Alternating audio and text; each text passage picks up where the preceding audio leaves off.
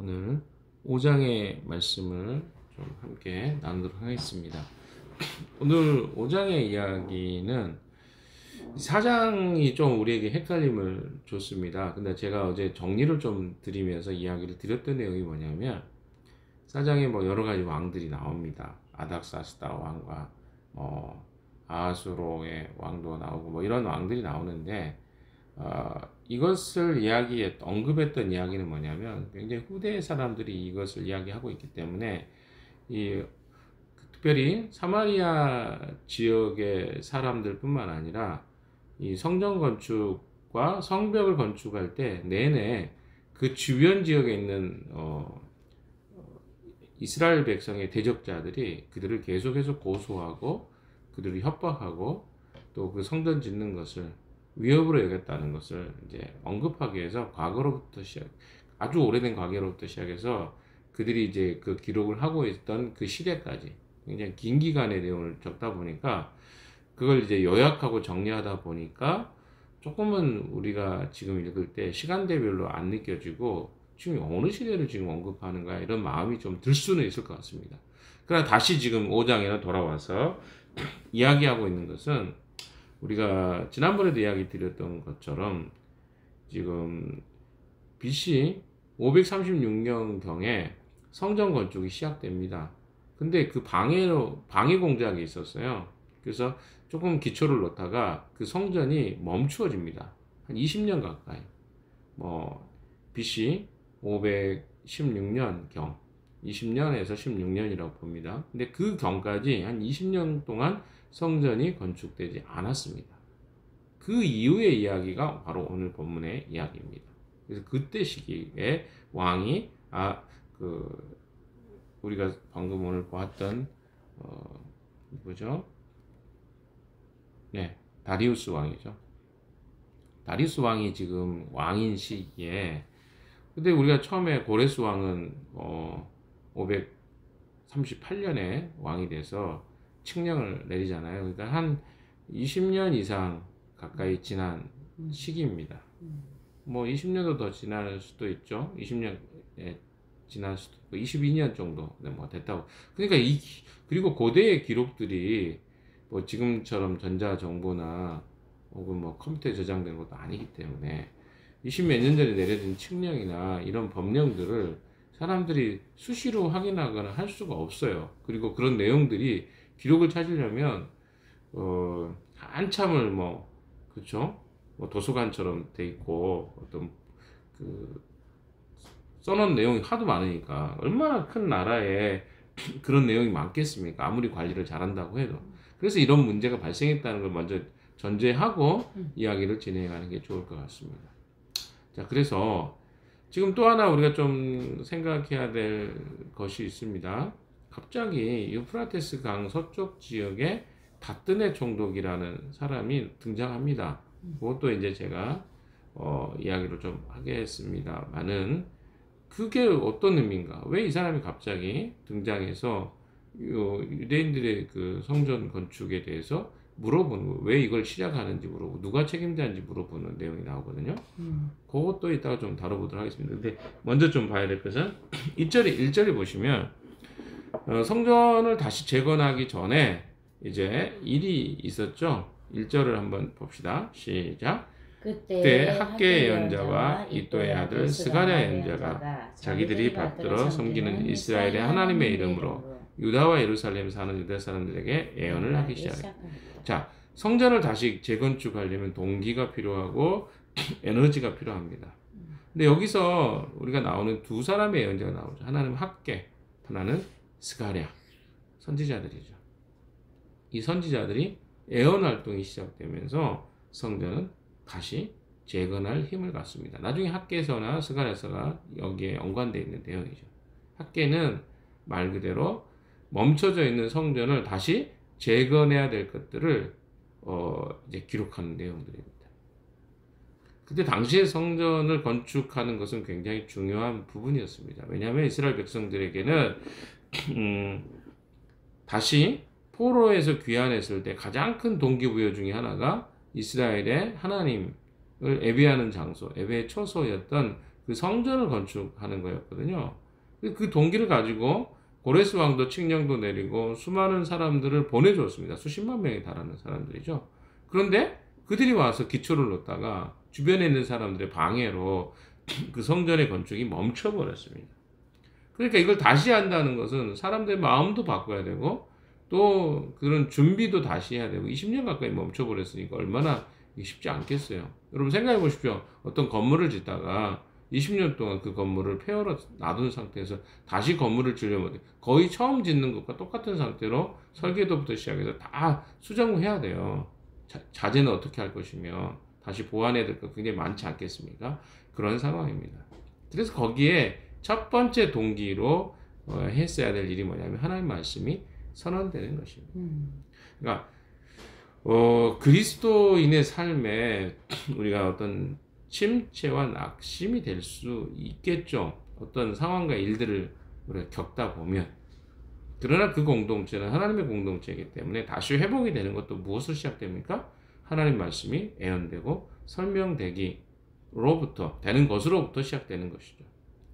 전에 이제 봤던 사무엘상 같은 경우도 이런 표현이 나옵니다. 그때는 하나님의 말씀이 여호와의 말씀이 희귀했다라고 표현하는 내용이 나옵니다. 특히 사사 엘리가 사역했을 때입니다. 무슨 이야기냐면 하나님 말씀이 가르쳐지지도 않았고 또 어떻습니까? 그 하나님에 대해서 사람들이 잘 알지도 못했습니다. 그때가 암흑기인 거죠. 영적인 암흑기. 그래서 사무엘이 하나님 말씀을 가르치기 시작하면서부터 이스라엘 백성들이 미스바에 모여서 회개를 시작합니다. 그러니까 하나님 말씀이 가르쳐진다는 것은 그들이 여전히 하나님께 마음을 두고 있다는 의미라고 할 수 있겠습니다. 멈춰져 있는 그들에게 제일 먼저 시작되는 것은 하나님 말씀이 유대 사람들에게 애원되기 시작하면서부터였습니다. 자, 이것은 영적인 리더들이었습니다.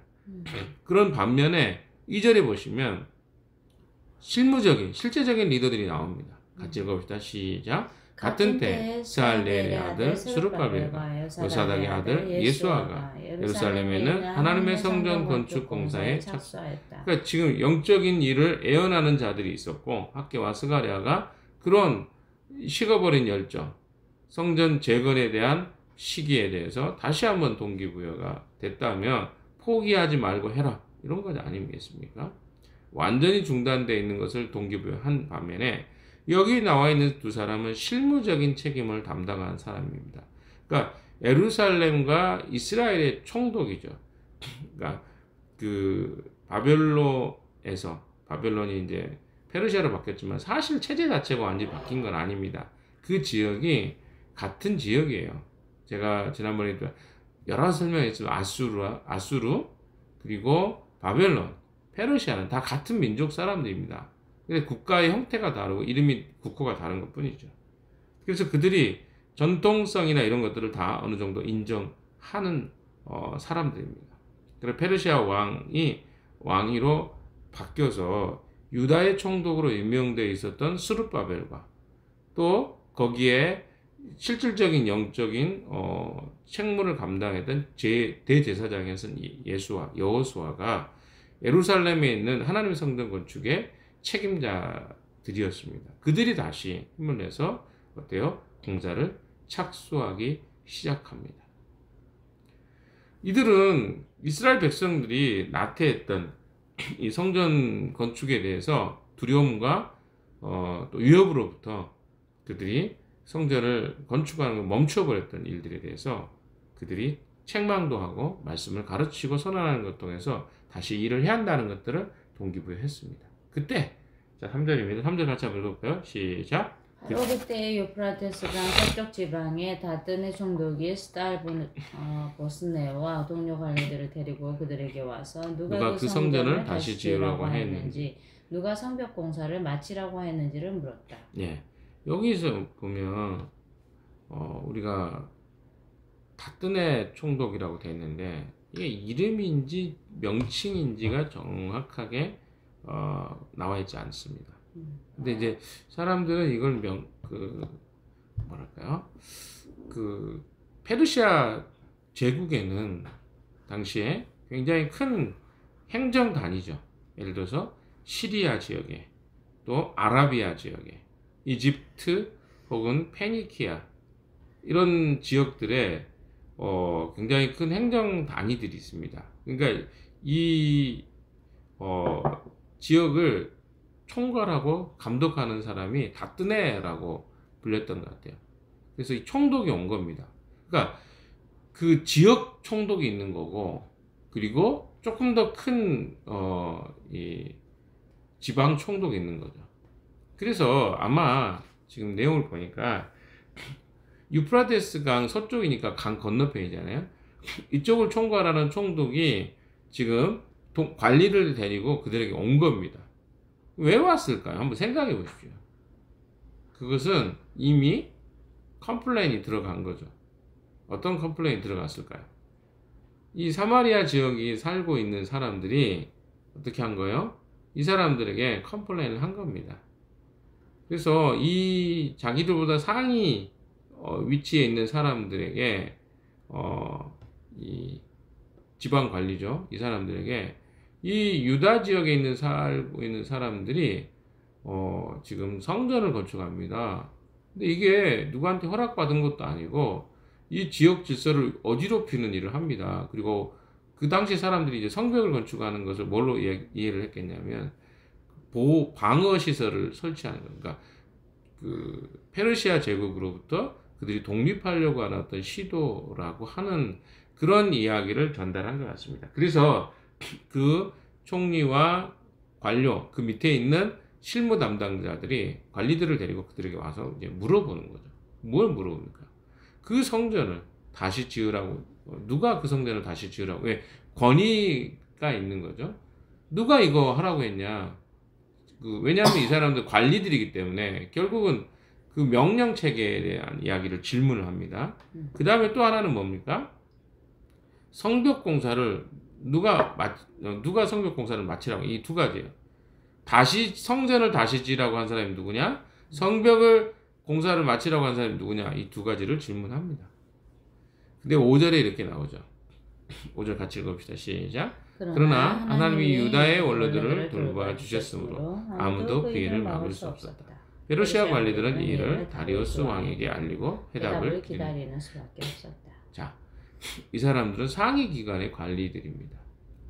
그런데 상위 기관의 관리들이 와가지고 뭔가 질문을 한 거죠. 두 가지 질문입니다. 성전과 성벽을 누가 지시해서 어떤 권한으로 이걸 다시 건축하려고 하느냐, 성벽은 누가 마치게 했느냐, 이런 이야기를 질문을 한 겁니다. 근데 여기에 보면 그런 이야기가, 하나님이 유다의 원로들을 돌봐 주셨으므로 아무도 그 일을 막을 수 없었다. 그러니까 우리가 생각할 때 관이라는 것은 상당한 권력을 가지고 있습니다. 그렇지 않습니까? 지방 권력이잖아요. 뭐 인천시만 해도 되게 권력이 많은 것 같아요. 최근에 제가 인천시를 많이 왔다 갔다 하다 보니까 그 별거 아닌데 그 권력 가지고도 되게 대대해요. 권력이 없는 사람들은 역시 힘이 없는 것을 보게 됩니다. 이게 세상 권력입니다. 아주 사소하지만 자기들이 대단한 사람들인 것처럼 생각을 해요. 그러니까 어때요? 여기에 시리아 지역의 행정관리였던 이 사람들이 와서 유대 사람들, 그 하위 직에 있는 사람들에게 물어보는 거죠. 이거 누가 다시 주도해서 이거 한 거냐? 그런데 그들이 하나님의 은혜로, 여기 보면 하나님이 유다의 원로들을 돌봐주셨기 때문이라는 걸 여러분 기억하십시오. 이게 헤세드 아닙니까? 근데 어떻게? 아무도 그 일을 막을 수 없었다. 이 일은 무슨 일이었습니까? 하나님이 기뻐하시는 일이었어요. 성전을 건축하고 이스라엘 백성, 성전을 건축하는 게 기뻐한다기보다 하나님 중심으로 하나님을 예배하고 싶어하는 이스라엘 백성들의 마음과 태도가 다시 살아나는 것은 하나님이 원하시는 것이었습니다. 아무도 막을 수 없었다. 성경에 이런 이야기들이 굉장히 많이 나오죠. 그들의 수는 작았지만 또 바울의 동료들이 세상을 어지럽히는 사람들이라고 또 사도행전은 기록하고 있습니다. 이게 무엇입니까? 하나님이 그들을 붙잡고 움직이시면 세상의 관료들이 그들을 어떻게 할 수 없는 거예요. 저는 굉장히 중요한 부분을 5절에 성경에서 지금 언급하고 있다. 유대 백성들이 기억해야 될 것은 과거에는 어떻습니까? 그들도 라인을 탔어요. 그래서 정권 말기, 그러니까 그 유다가 멸망했을 때 그들이 보였던 태도가 어땠냐면 조선 말기와 비슷합니다. 조선 말기도 그렇지 않습니까? 러시아 편에 서야 되냐, 일본 편에 서야 되냐. 그래서 그 싸움이 엄청났잖아요. 러시아 편에 들었다가 어떻습니까? 쫄딱 망했잖아요. 그런다고 해서 일본 편에 들었다고 해서 좋은 결과가 있었을 거라고 생각하지 않습니다만, 그러니까 정치적인 그런 대립이 있었습니다. 그때 당시에 이집트의 편을 드는 사람이 있었고, 또 바벨론의 편을 드는 사람이 있었어요. 그래 이집트에 붙어가지고 바벨론에 대항했던 사람들이 다 끌려가고 죽임을 당했습니다. 그런 과거의 전력이 있습니다. 그러니까 왜 그렇게 했겠습니까? 그들이 생각할 때, 멸망해가는 유다 민족이 생각할 때, 유다 왕조가 생각할 때, 이집트가 우리를 구원해 줄 것이다. 어떤 정치적인 힘이 우리를 이 위협으로부터, 국가의 절체절명의 위기로부터 구원해 줄 것이다 생각했습니다. 그러나 그때 분명히 눈물의 선지자 에레미야가 눈물을 흘리면서 차라리 바벨론에게 투항해라, 이런 이야기를 굉장히 했었습니다. 그래서 매국노란 이야기를 들으면서 그는 감옥에 갇히기도 하고 굉장한 이스라엘 사람들의 그 좋지 않은 시선을 받았던 선지자가 바로 에레미야 아닙니까? 그런 과거의 전력이 있습니다. 그러니까 이 말은 뭐냐면 어떤 권력과 또 행정의 당장 눈에 보이는 힘이라고 생각하는 행정의 힘을 빌어서 그 국가가 유지되는 국가가 아니라는 거예요. 그걸 그들이 경험했습니다. 그런데 실제로 또 위험이 닥치니까 그들에게 누가 오는 거예요? 국가 권력의 행정 수반들이 와서 그들에게 이걸 누가 했느냐, 굉장히 그럴 때 위협을 느끼는 거죠. 실제적으로 하위 권력에 있는 사람들은. 그러나 그들이 했던 행위는 무엇입니까? 하나님을 의지하는 일이었습니다. 그래서 그들이 그 행정 권력이 할 수 있는 일은 다리스 왕에게 글을 올리는 거였어요. 왜? 그들은 정당했습니다. 과거에 이 고레스 왕이 칙령을 내렸던 일과 20년 전이죠. 이미 20년도 넘은 이야기지만 그것을 주장한 겁니다. 이건 원래 우리가 이렇게 고레스 왕의 칙령을 따라서 이 일을 하는 거고, 우리가 이 일을 멈췄다가 이제 다시 하는 것입니다. 그리고 거기에서 임명된 사람들이 이런 사람들입니다. 아마 이런 내용을 했던 것 같습니다. 그래서 어쩔 수 없이 이 지방 관료들도 왕이 그 칙령을 내려서, 특별히 바벨론과 페르시아는 연결된 왕국이에요. 다른 왕국이 아닙니다. 우리가 생각할 때는 다른 왕국이라고 생각할 수 있을 것 같은데 왕이 바뀐 거예요. 그리고 페르시아 왕국으로, 또 메데 바사 이런 왕국으로 다 같은 계열의 왕국들입니다. 자, 그래서 그 다리우스 왕에게 글을 올려서 이야기하는 내용이 7절부터 나옵니다. 7절부터 이건 쭉 읽어봅시다. 다리우스 임금님께 평안하시기를 빌며, 임금님께 아뢰입니다. 저희가 유다 지역에 갔을 때 아마 민원을 들어서 갔을 가능성이 굉장히 높습니다. 그곳 백성이 크신 하나님을 모시려고 성전을 짓고 있는 것을 보았습니다. 그러면 우리가 되게 웃기잖아요. 그곳의 백성이 크신 하나님, 이 사람들은 하나님 믿는 거예요. 그게 아닙니다. 이 당시에 페르시아 제국은 다른 나라의 종교나 이런 신앙을 가지고 있는 사람들에 대해서 인정하는 어떤 정책이 강했습니다. 그래서 그걸 그들의 방식으로 표현하는 걸 선호했어요. 그러니까 그 사람들이 이야기하는 그러니까 굉장히 다원주의적인 거죠. 이 신도 맞고 저 신도 맞고 함부로 그 신에 대해서 지칭하지 않는 거죠. 존중해주는. 그래서 이런 표현을 쓰는 겁니다. 그들이 믿어서가 아니라 그곳 백성이 크신 하나님을 모시려고 성전을 짓고 있는 것을 보았습니다. 그들은 큰 돌을 떠다가 성전을 지으며 나무를 날려다가 벽을 쌓고 있었습니다. 감독관들의 관리 아래 공사는 빈틈없이 잘 진행되어 가고 있었습니다. 이게 보니까 진행이 잘 되고 있었습니다. 이런 이야기죠. 자기들이 보니까 감독들도 잘하고 있고. 그래서 9절에 저희는 원로들에게 누가 그 성전을 다시 지으라고 하였는지, 누가 성벽 공사를 마치라고 하였는지를 물었습니다. 아까 했던 질문을 다시 여기다 집어넣은 겁니다. 어떤 근거로 해서 이들이 이 성벽을 짓는지에 대해서 물었다는 것이죠. 10절. 또한 임금님께 공사 책임자들의 명단을 만들어서 알려드리려고 그들의 이름도 물었습니다. 그들이 우리에게 한 대답은 다음과 같습니다. 굉장히 공정하게 이 사람들이 처리를 하고 있는 걸 보게 됩니다. 왜? 자기들의 이야기를 가감없이 이야기함과 더불어 그들의 이야기, 특별히 이스라엘 백성들의 이야기도 충분히 실어줬던 거죠. 그래서 그들의 이야기를 합니다. 이것은 유다 사람들이 전달하는 내용입니다. 이들의 형식이 아니라 그대로 전합니다.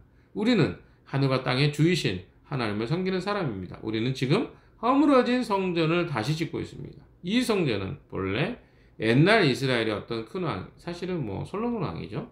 짓기 시작하여 완공했던 것입니다. 그런데 우리 조상이 하늘의 하나님을 노엽게 하였으므로 하나님이 우리 조상을 갈대아 사람 바벨로니아 왕 느부갓네살 왕의 손에 넘기셨습니다. 그가 이전을 허물고 백성을 바벨로니아로 사로잡아갔습니다. 이게 팩트예요. 이 사람들이 포로로 잡혀갔던 이유가 뭡니까? 하나님을 노엽게 하고. 그리고 어떻습니까? 조상들이 갈대아 사람 이방신을 섬겼던 거죠. 그런 이유로 그들이 포로가 됐다, 이런 이야기입니다. 13절. 그러나 고레스 왕이죠. 바벨론 왕이었습니다. 바벨로니아 왕이 된 그 첫 해에 하나님의 성전을 지으라고 칙령을 내렸습니다. 그뿐만 아니라 그는 느부갓네살이 예루살렘 성전에서 꺼내어 바벨론 신전으로 가지고 간 성전의 금그릇과 은그릇을 그 신전에서까지 내어서 돌려주기까지 했습니다. 그때 고레스 왕께서는 세스바사를 총독으로 임명하고 그 그릇들을 주면서, 이거 1장에 나왔던 내용입니다. 그에게 그것들을 모두 예루살렘을 가지고 가서 성전에 두라고 하셨습니다. 또 하나님의 성전을 제자리에 다시 세우라고 그러니까 자기의 근원을 이야기한 거죠.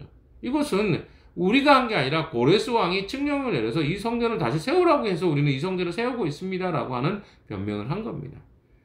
자, 16절, 17절 같이 읽겠습니다. 시작. 바로 그 세스바살이 예루살렘에 와서 하나님의 성전에 기초를 놨습니다. 그때부터 오늘까지 줄곧 일을 하였으나 아직 다 마치지 못하였습니다. 아르요게 항성하오나 임금님께서 바벨론의 왕실 문서 창고를 살펴보시고, 이거는 누가 하는 이야기입니까? 예, 그 관리가 하는 이야기입니다. 왜냐하면 앞에 인용구가 끝났기 때문에 그렇습니다. 그래서 이 사람이 물어보는 거예요. 임금님께서 바벨론의 왕실 문서 창고를 살펴보시고 정말 고레스 왕께서 예루살렘에다가 하나님의 성전을 다시 지으라고 칙령을 내리신 적이 있는지 알아보시는 것이 좋겠습니다. 그런 다음에 이를 어떻게 하면 좋을지를 결정하시고 일러주시기 바랍니다. 굉장히 이 사람은 합리적인 판단을 합니다. 왜냐하면 자기의 권한을 넘어서 어때요? 어차피 그거 언제인지 모르겠고 근데 위협이 되고 민원은 들어왔고 그럼 어떻게 할 수 있어요? 그냥 가타부터 묻지 않고 민원할 때 그냥 했겠습니까? 천지도 찔러주고 아마 이렇게 했을 가능성이 굉장히 많습니다. 그런데 그 사람이 어떻게 해요? 왕에게 정확하게 보고하고 그 상황의 근거를 어때요? 다시 가지고 와서 칙령에 대한 확인이 되면 이 공사의 근거와 잘못됐으면 잘못된 자를 증벌하면 되는 거고, 그리고 어떻습니까? 그리고 만약에 잘못된 게 아니라면 혹시 왕의 칙령을 위배하는 내용이 될 수 있기 때문에 그는 이런 것들을 아주 잘 처리했다고 저는 생각합니다. 자, 다시 이제 결론으로 들어가 봅시다. 오늘 이야기 내용은 무엇입니까?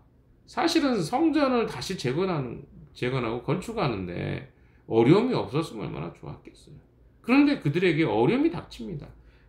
왜냐하면 하나님 말씀이 선언되고 이스라엘 리더들이 다시 일을 시작하니까 그걸 또 못 참는 사람들이, 주변에 험담하는 사람들이 그 상위 기관에 가서 컴플레인을 한 거예요. 그리고 와서 어때요? 그 기관의 사람들이 너희들 지금 뭐냐? 어떻게 된 거냐? 보고해라. 이러면 사람들이 무슨 생각이 위협이 되지 않겠어요? 근데 그때 그들이 했던 행동은 무엇입니까? 정당하게 하나님이 그들을 인도해 주셨고 이 일을 하는 것이 선하다는 것을 알았습니다. 바벨론에서 그냥 살았으면 그들은 편했어요. 이런 일 없었어요. 그러나 굳이 그들이 이곳에 예루살렘의 성전을 짓기 시작하고 그것으로 인해서 어려움을 겪는 일들이 가중되기 시작합니다. 그러나 그들이 계속해서 어떻게 해요? 그것을 포기하지 않고 하나님 붙잡으면서 이것들을 행했을 때 하나님이 관리도 붙여주셨죠. 정당한 방법으로. 네, 그들을 방해하는 세력과 더불어서 양압할 수도 있었잖아요. 그런데 그 사람은 어떻게 해요? 그것을 다리우스 왕에게 공문으로 보내서 정식으로 윤허를 받아냅니다. 그리고 내일 나오는 내용이 다리우스 왕이 그 칙령을 확인하는 내용이 나옵니다.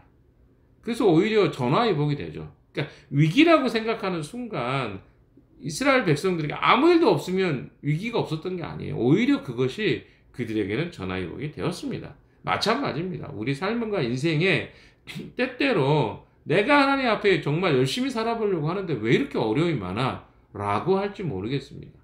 그러나 때때로 어떤 일들은요, 하나님이 우리에게 우리의 신앙과 삶을 연단하기 위해서 이런 어려움들을 주기도 합니다.